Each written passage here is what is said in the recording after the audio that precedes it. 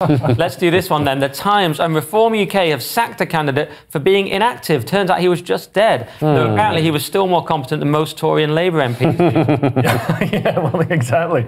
Reform UK has said it is mortified, which ironically means dead, after dropping a candidate for being inactive, only to discover that he had died. Although, yeah, I mean, technically, they're not wrong. He was inactive. So when the party removed Tommy Cockwell, who's an RNLI volunteer, as the York Central parliamentary candidate, it said, we can't afford to have people doing nothing in an election year. But it later emerged that he had actually died during this election process. And I think he still should stand, to be honest. I think he'd do a better job than... Standing would be hard.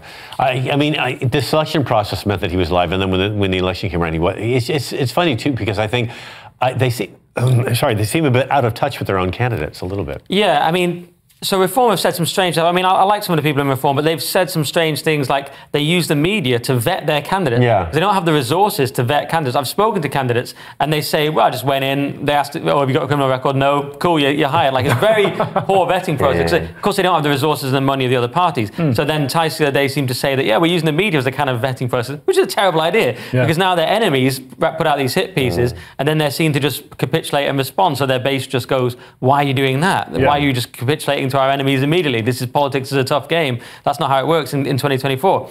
And this is sort of, I suppose, the apotheosis, to use a word I used last night, of that, which your candidates actually, of the poor vetting process. It doesn't get much worse than they're actually there. So, but to be very fair to them, they don't have the resources of other parties, even though it's a sort of grimly amusing story. I mean, a lot of people don't even know the party exists in the first place. That's true, yeah, that's true. Although they're doing surprisingly well in polls, given that no one even knows they exist. 12% for some. That's how bad the Tories are. A party that most people don't know about is threatening them to become the new opposition. Yeah, and imagine if we had proportional representation in the UK. We'd have Reform as a solid presence in Parliament. I know, that'd be very interesting.